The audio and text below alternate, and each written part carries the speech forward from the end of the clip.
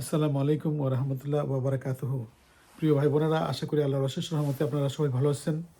আলহামদুলিল্লাহ, আমরা ভালো আছি। এইমাত্র মসজিদ থেকে আসলাম ফজরের নামাজ পড়ে। আজকে আবহাওয়া একটু ঠান্ডা হঠাৎ করে, তাই জ্যাকেট পরতে হয়েছে।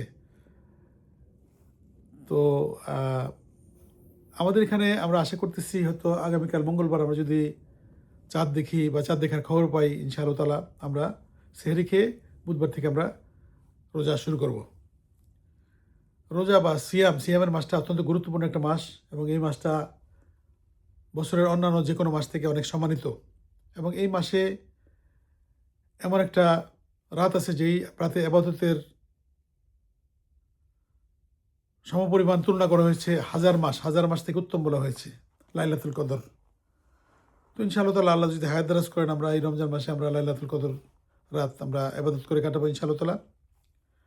তো একটা জিনিস আমি জাস্ট ওয়াচ করতেছিলাম এই মসজিদ থেকে আসার মানে পথে, এবং একটু এই 5-7 মিনিট স্ক্রল করতেছিলাম নিউজ মিডিয়া, ইউটিউব ইত্যাদি, ফেসবুক।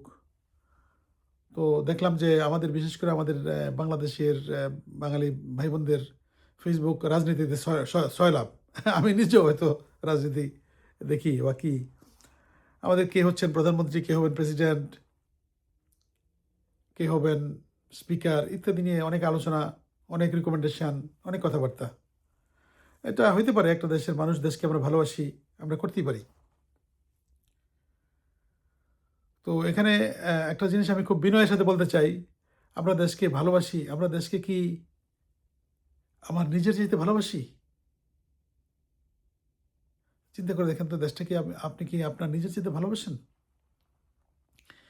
এই যে প্রশ্নটা আমি রাখলাম, এই জন্য রাখলাম যে আমাদের নিজেদের স্বার্থের জন্য, নিজেদের ভালো থাকার জন্য, ইভেন স্বার্থ বললাম কথাটা খারাপ শোনা যায়, বাট আমরা দেশের, যেমন আমি বাংলাদেশে থাকি না, কিন্তু বাংলাদেশের আইন শৃঙ্খলা পরিস্থিতির, ইনসাফের পরিস্থিতির উন্নয়ন আমি চাই, মনে প্রাণে চাই। কারণ ওই দেশ আমার মাতৃভূমি, আমি জন্মগ্রহণ করছি, আমার আত্মীয় স্বজন আছে, আমি নিজে যাই সেখানে, আমারও নিজেরও বাড়িঘর আছে সেখানে। যাই হোক, বাট আমার যখন যদি আমাকে এখন আমার মাথার মধ্যে পিস্তল রেখে বলা হয় যে তুমি কি বাংলাদেশকে বেশি ভালোবাসো নাকি তোমার নিজের জীবনকে বলে ভালোবাসো, আমি কি উত্তর দেব? তো হাওয়েভার এখন আমি কথাটা গুছিয়ে বলতে পারি না, কিন্তু আমি বলতে চাইছিলাম এটাই যে আমরা বাংলাদেশ একটা একখণ্ড ভূমি, সেখানে কিছু লোকজন বাস করে, সেখানে কিছু প্রতিষ্ঠান আছে, একটা রাষ্ট্র ক্ষমতার পরিবর্তন হয়, এটা হইতেছে। তো আমরা রাষ্ট্র ক্ষমতার পরিবর্তন হয়, আমরা মনে করেন আমাকেই অনেকে ফেসবুকে অনেক সময় খোঁচা মারে, বিভিন্ন ধরনের খোঁচা মারার কথা বলে, যে পোল্ট্রি মারি, এই না সেই না, রাষ্ট্র ক্ষমতায় এখন জিয়াউর রহমানের ছেলে আসতেছে তারেক জিয়া, তাকে তেল মারবো, তার আগে ছিল কে ইউনুস স্যার, তাকে তেল মারবো, বা তার আগে ছিল আওয়ামী লীগের লোকের সাথে তেল মেরে চলবো। ভাই, ওনাদের ক্ষমতা তো টেম্পোরারি, ওনাদের ক্ষমতা temporary. Nobody will rule the country or rule you forever. এই টেম্পোরারি লোকজনের জন্য আমরা বেহুশ, অনেক বেহুশ। আমরা জীবন দিয়া ফেলাই মিছিল মিটিং কইরা, রাজনীতি কইরা, আমার দল, আমার সরকার, আমার প্রেসিডেন্ট, আমার প্রধানমন্ত্রী, বাট দে আর টেম্পোরারি, তারা খুবই ক্ষণস্থায়ী। আমার চোখের সামনে কত, আমি তো দেখলাম, আমার যে বয়স, আমার বয়স অনেক বেশি, যাই হোক, আমি আইয়ুব খান দেখেছি, ইয়াহিয়া খান দেখেছি, আমি তারপরে আসলো কি শেখ মুজিব দেখেছি, তারপরে আমি দেখলাম মুস্তাক আহমেদ ছিল কিছুদিন, তাকে দেখলাম, তারপরে জিয়াউর রহমান সাহেব ছিলেন, ওনাকে দেখলাম, উনি মারা যাওয়ার পরে সাত্তার সাহেব আসলো, তাকে দেখলাম, তারপরে এরশাদ সাহেবকে দেখলাম, তারপরে দেখলাম আমি, তারপরে খালেদা জিয়া ম্যাডামকে দেখলাম, হাসিনাকে দেখলাম আমি, তারপরে আবার চেঞ্জ হলো, এটা সেটা, খালেদা জিয়া, আবার হাসিনা, আবার প্রফেসর ইউনূস সাহেবকে দেখলাম, আবার এখন হয়তো আল্লাহ চাইলে যদি আজকে শপথ নেন, আবার দেখবো যে আমাদের প্রধানমন্ত্রী, এখনও জানি না তারেক জিয়া সাহেব হইতে পারেন বা অন্য কেউ। আপনি দেখেন ক্ষণস্থায়ী, তার মধ্যে অনেকে কিন্তু চলে গেছে, দুনিয়া থেকে চলে গেছে, তারা ক্ষণস্থায়ী, দে আর টেম্পোরারি। কিন্তু আপনার যেই আসল আপনার মালিক, এরা কেউ মালিক নেই, আবার রাষ্ট্রে পরিচালনা করে কিছুদিনের জন্য, টেম্পোরারি আর কি। হ্যাঁ, আমরা উই জাস্ট ইলেক্ট করি একজনকে, সে এসে কিছুদিন একটা মানে প্রধানমন্ত্রী বা যেই হোক, প্রেসিডেন্ট হোক, একটা গদিতে বসে কিছুদিন দেশ চালায় কাজকর্ম করে তারপরে সে চলে যায় টেম্পোরারি। বাট যিনি পার্মানেন্ট, যে আমাকে সৃষ্টি করেছেন, যার কাছে আমার জবাবদিহিতা কোনো উপায় নেই, কোনো যাওয়ার উপায় নেই, আমি তার কথা কতটুকু মনে করতেছি? আমি একটা রিমাইন্ডার আমার নিজেকে দিচ্ছি যে আমরা এত বেশি ব্যস্ত, মিডিয়া এখানে সেখানে অনেক কথাবার্তা বলতেছি, এবং রাজনীতিতে আমার লোকটাকে একটু উঠানোর জন্য, আরেকটা লোককে একটু নিচে নামানোর জন্য নানান ধরনের আমরা প্রক্রিয়াতে সবসময় এনগেজড। কিন্তু যে এনগেজমেন্ট আমাদের দরকার, আমাদের সৃষ্টি যে জন্য করা হয়েছে, সেই সৃষ্টির মালিক মহান আল্লাহ সুবহানাহু ওয়া তাআলার কথা আমরা মনে রাখি, সবসময় হৃদয়ে ধারণ করি। এই জিনিসটা একটা প্রশ্ন রাখলাম আপনাদের কাছে, যে আসলে আমার নিজের কাছেও আমরা কতটুকু ধারণ করি আমাদের সৃষ্টিকর্তা মালিক, যার কাছে আমাদের যেতে হবে, জবাবদিহি করতে হবে, এবং যার হাতে আমাদের টোটাল ভাগ্য নিয়ন্ত্রিত, দুনিয়া এবং আখেরাতের। স্পেশালি আখেরাতে তো পার পাওয়া যাবে না কোনো কিছু, উপায় নেই। দুনিয়াতে ধরেন ফাঁকি ঝুঁকি দিলাম, আমি তো আদালতকে ফাঁকি দিতে পারি, আছে না অনেক সময় মিথ্যা সাক্ষী এটা সেটা করে হাইকোর্ট সুপ্রিম কোর্ট পার হয়ে আমি চুপচাপ জীবন কাটাই দিলাম। আমি খুন করলাম একজনকে, আরেকজনের খুনি মানে জেল খাটিয়ে দিলাম, আমি জীবন পার করে দিলাম। কিন্তু আখেরাতে তো সেটা সম্ভব না। এখানে পৃথিবীতে ধরেন এই যে যত রকম, আমি একটা কালকে একটা পোস্ট দিয়েছিলাম যে শহীদ ওসমান হাদি, তাকে নিয়ে একটা ডকুমেন্টারি কিছু দরকার তৈরি করার, ইতিহাসে থাকবে, আর্কাইভে রইল, মানুষজন পড়তে পারবে, জানতে পারবে। অবশ্যই সে বাংলাদেশের ইতিহাসের একটা অবিচ্ছেদ্য অঙ্গ হয়ে থাকবে বাকি জীবন, ইনশাআল্লাহ তাআলা। এবং আমার জানার মধ্যে সে একটা অত্যন্ত ভালো ছেলে ছিল এবং ইমানদার ছেলে ছিল, আমার জানা মতে আর কি। আমি জানি না, বাকি আল্লাহ পাক জানেন, কারণ আমি তো তার অন্তরের ভিতরে ঢুকে দেখি নেই। বাট সেখানে অনেকেই দেখলাম, আমার বন্ধুবান্ধব সহ কিছু, তাদের গুণমুগ্ধ আমি, তারা এমন সব কমেন্ট লিখতেছে এবং তাদের চরিত্রটাই ফুটে উঠতেছে সেখানে। ওসমান হাদিকে কোনো ম্লান করার কোনো কিছু হচ্ছে না, কিন্তু তাদের চরিত্রটা, তাদের আদর্শটা এবং তাদের যে কতটুকু জ্ঞানের পরিধি, সেটা ফুটে উঠতেছে। তা আমি খুবই আফসোস করলাম। তো যাই হোক, আমার পলিটিক্স আমি চলে যাই না। পলিটিক্সটা অনেক সময় মনে হয় আমার কাছে শয়তানের একটা আখড়া, সেখানে ঠেলা মেলা শয়তান ঢুকে দেয়, যাতে আমরা কালক্ষেপণ করি, আমাদের নিজেদের জীবনের গোল সম্পর্কে ভুলে যাই। তো জীবনের গোল এখন আমাদের যে রমজান মাসটা আসলো, এটার জন্য আমরা কি এক্সাইটেড নাকি? আমরা যদি এক্সাইটেড না হই, তাহলে আমাদের আবার চিন্তা করা দরকার থেমে, যে হু আই অ্যাম অ্যান্ড আমার ডেস্টিনি কোথায়, আমি কোথায় ছিলাম আগে, এখানে এখন আসি, আমি কোথায় যাব পরে। এই জিনিসটা যদি আমরা একটু চিন্তা করি ভালো মতো, তাহলে বুঝতে পারবো। আমি বিশেষ করে আমার নিজের জীবনের বহু রমজান মাস আমি অবহেলায় নষ্ট করেছি, এবং অনেক কিছু আল্লাহ দয়া বিস্তার করে রেখেছেন। আল্লাহ নেকি দেওয়ার জন্য আল্লাহ উদার হস্তে ছিলেন, হয়তো আমি নিতে পারিনি। তো যাই হোক, এখন এই মাসটা যেহেতু চলে আসছে দোরগোড়ায়, আমার মনে হয় আমার কালক্ষেপণ করার কোনো সুযোগ নেই, আমার কালক্ষেপণের কোনো সুযোগ নেই। এই মাসটা আমি চাইতেছি সর্বোত্তম ব্যবহার করার জন্য। মসজিদ থেকে বেরোনোর সময় আমি, আমার একজন মুসল্লি ব্রাদার আজহার, ও সবসময় আগে আসে, আগে আগে একটু কম আসতো, একটু ছিল, ইয়ং একটা ছেলে। তো ও প্রথম একবার উমরায় গেল, উমরা করে আসার পর থেকে নিয়মিত হয়ে গেল। তারপরে আবার এই কত 2 মাস 3 মাস আগে আবার উমরায় গেল পুরো পরিবার নিয়ে। ওর একটু সুবিধা আসছে, ও এয়ারলাইন্সে কাজ করে, ও এত কম খরচে যেতে পারছে।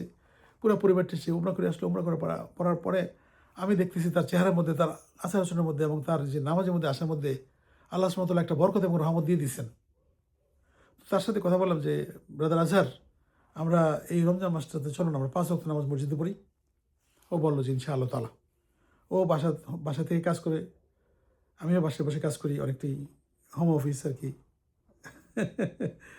তো এরকম আর কি, যে এখন এই একটা প্ল্যান আমি আপনার সাথে শেয়ার করলাম, যে আমি মসজিদে গিয়ে 5 ওয়াক্ত নামাজ পড়তে চাই। আমার পড়া উচিত এভরিডেই, কিন্তু রমজান মাসে আমি পুরো 5 ওয়াক্ত নামাজ মসজিদে পড়তে চাই। অনেক সময় পড়ি, হয়তো রাস্তা থেকে বা বাসায় থেকে, অনেক সময় বৃষ্টি বাদল যাওয়া হয় না।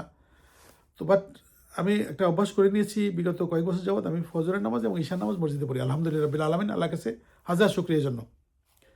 তো এই রমজান মাসে আমি নিয়ত করলাম, এবং আমি ব্রাদার আজহারকে বললাম, এবং এটা আমি আরও কয়েকজনের সাথে আলাপ করবো এই আজকে রাত্রে বা কালকে এভাবে। তো ইনশাআল্লাহ তাআলা আশা করতেছি যে আমরা মসজিদে এই সবগুলি নামাজ আদায় করব। এবং আমি নিয়ত করলাম এবার আবার রোজার মাসে ইনশাআল্লাহ আমরা এমনি একটা কোরআন খতম করি কম্বাইন্ড। আমি নিজে একটা কোরআন খতমের চিন্তা ভাবনা করতেছি। আল্লাহ তাআলা জানি না কতটুকু সুযোগ দেবেন, কারণ পুরো মাসটাতে অনেকটাই ব্যস্ত থাকতে হবে আমাকে। আমার ট্রাভেল আছে, অনেক ট্রাভেল করবো আমি। হ্যাঁ, তো এই ট্রাভেলের মধ্যে হয়তো আমার ইন্টারাপ্ট হবে কিনা, বাট আল্লাহ আমি আস্কিং আল্লাহ সুবহানাহু যাতে আল্লাহ আমাকে এটা সুযোগ দেন আমার নিয়তটা কবুল করার জন্য, যে রোজার মাসে আমি একটা পুরা কোরআন খতম দিতে পারি ইনশাআল্লাহ তাআলা। আমার কথাগুলি আমি শেয়ার করতেছি, এটা হলো কি ফর ইন্সপিরেশন। আমার কোনো এখানে এটা বইলা আমি কোনো ভাবা না, আমি কোনো ইলেকশনে করবো না, বা আমি কোনো বিরাট কিছু না, বাট আমি আপনাদের উৎসাহ দিতে চাইতেছি যে আপনারা প্লিজ প্লিজ প্লিজ এই দুনিয়া থেকে মুখটা একটু টোটালি ফিরে না, কিছুটা ফিরে আল্লাহর দিকে আসেন। আল্লাহ সুবহানাহু ওয়া তাআলা বসে আছেন এবং আল্লাহ এই রহমতের মাসটা পাঠাচ্ছেন, যে দেখতেছেন যে আমি দিলাম কতটুকু দিতে পারলা তোমরা। হ্যাঁ, তো এখন দেখেন আমরা এই যে এর আগে কথাটা বলেছি কিনা জানি না, আপনার একটা টেম্পোরারি জীবন এই লাইফ, হ্যাঁ, এর মধ্যেই ধরেন আমরা আমাদের কেউ বাঁচবেন, তো আমি ধরে নিলাম যে ঠিক আছে আপনার বয়স এখন 30 বছর, আপনি মোটামুটি একটা আপনার ম্যাচুরিটি আসছে, প্লাস আপনি যৌবনে আছেন, এখন যুবক। তো ঠিক আছে, আপনাকে একটা রুমের মধ্যে ঢুকিয়ে দেওয়া হলো। সেই রুমের মধ্যে শুধু টাকা আর টাকা, মানে মনে করেন 1,000 টাকার নোটিশ হবে, বান্ডেল বোঝাই, এবং সেখানে বলা হইল যে তোমার এখান থেকে তুমি যতটুকু টাকা নিতে পারো, তোমাকে সময় দিলাম 1 ঘন্টা। 1 ঘন্টার মধ্যে তুমি এই বস্তা আছে এখানে যতগুলো টাকা তুমি নিতে পারো নিবা, এরপরে তোমাকে কিছু দিতে হবে না, কোনো ইনকাম তুমি থাকবে না লাইফে, এই টাকা দিয়ে তোমাকে চলতে হবে বাকি জীবন। তখন মানে 1 ঘন্টা সময় দিল আপনাকে, আপনার এখানে বস্তার থেকে আলমারিতে বস্তা মানে টাকাগুলো নামায় বস্তায় ভরা, বস্তায় একটু আবার দেখা ওজন নিতে পারবেন কতটুকু, আপনি 1 আওয়ার টাইম। আপনি কি আপনার ফোন বাজলে তখন ফোনটা ধরবেন?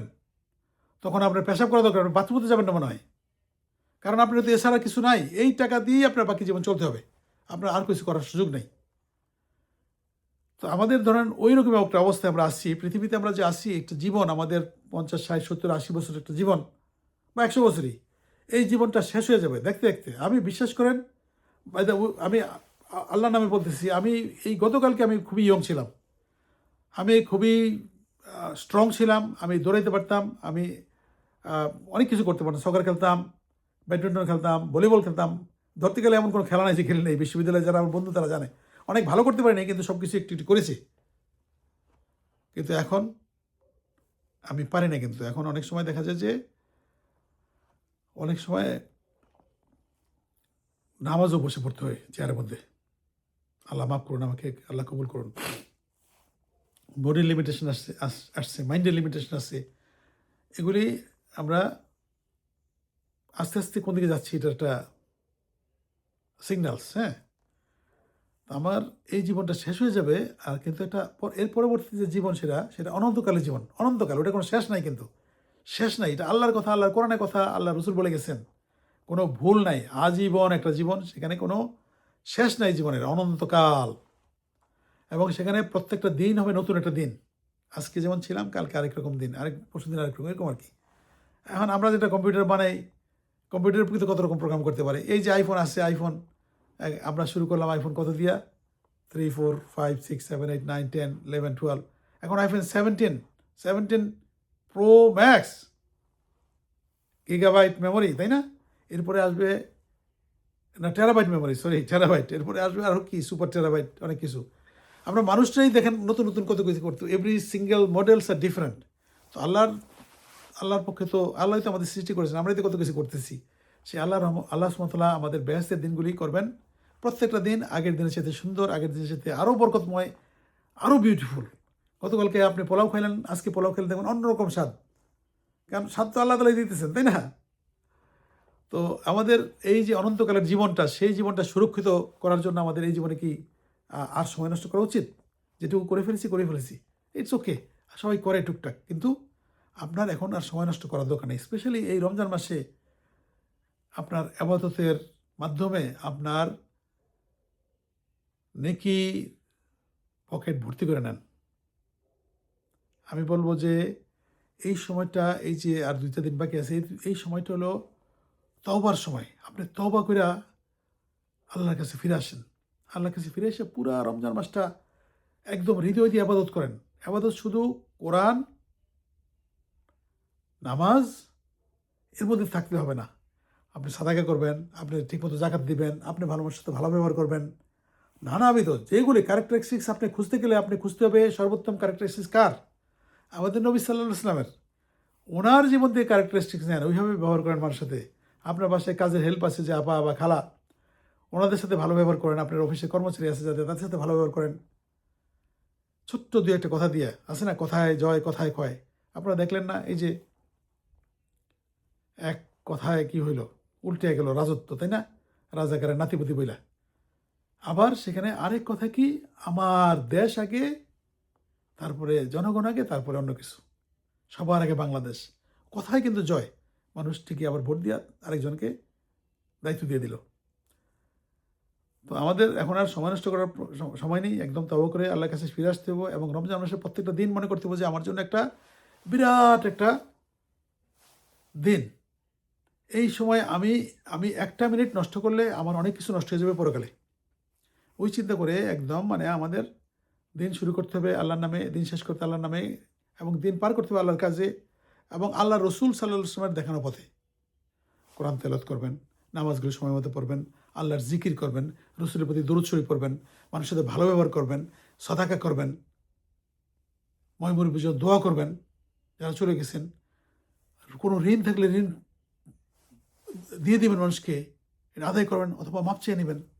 আছে না, কখন আপনাকে মালাকুল মউত দেখান সে ডাক দিবে, চলো, আপনি সময় পাবেন না ওই ঋণ পরিশোধ করার। তো এই অনেকগুলো জিনিস কেয়ারফুল হতে হবে। আমার একদম মাইন্ডে সব কিছু আসতেছে না এই মুহূর্তে। আমি নিজেও এক্সাইটেড কথা বলতে গেলে। এই কথার মধ্যে মনে করেন ধর্মের সাথে এসে চলে আসে রাজনীতি, রাজনীতি চলে আসে সমাজ ইত্যাদি, পরিবার। আর নিজের পরিবারের সাথে সবচেয়ে সুন্দর ব্যবহার করবেন, নিজের ছেলেমেয়ের সাথে অনেক ভালো ব্যবহার করবেন, নিজের স্ত্রীর সাথে বা স্বামীর সাথে অনেক সুন্দর ব্যবহার করবেন। এবং একটা বাদ দিয়ে একটা হবে না, কিন্তু এটা যে কমপ্লিট ইসলাম লাগে, কমপ্লিট একটা লাইফ স্টাইল হইতে হবে। আর রমজান মাস সিরিয়াস একটা মাস, কোনো হেলায় নষ্ট করবেন না, হেলায় নষ্ট করবেন না। আল্লাহ সুবহানাহু ওয়া তাআলা এই রমজান মাস আমাদের দয়া করে দিছে, অনেক দয়া করে, যাতে আমরা তাকওয়া অর্জন করতে পারি। আর তাকওয়া তাকওয়া মানে কি, আল্লাহর প্রতি ভয়, আল্লাহ ভীতি এবং আল্লাহর প্রতি ভালোবাসা। যারা তাকওয়া থাকবে তারাই জান্নাতে যাবে।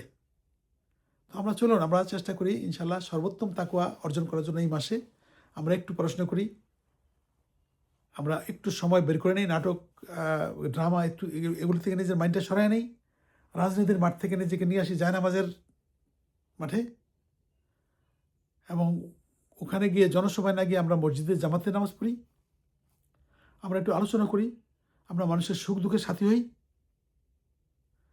জীবনটা অনেক সুন্দর আসলে, যদি আল্লাহর রাস্তায় চলেন, আল্লাহ রসুলের দেখানো পথ দিয়ে, খুবই ভালো জীবন, অনেক আনন্দের। এখানে এই যে ধরেন এই যে আসে না, অনেকে আমাকে ঝগড়া করার মতো, পায়ে পড়াতে ঝগড়া করার মতো ফেসবুকে এসে একটু এটা সেটা বলে আমাকে, মানে এমনভাবে খোঁচা মারবে যাতে আমি রিয়েক্ট করি। তো আমি ওই সময় চিন্তা করি যে এই আমার ফ্রেন্ড আমাকে এই কমেন্টটা লিখলো, এই কমেন্টটাতে তাকে শয়তান লেখাইছে, আমি ওভারলোক করি, আমি একটা সুন্দর কথা বলি এটার বিনিময়ে।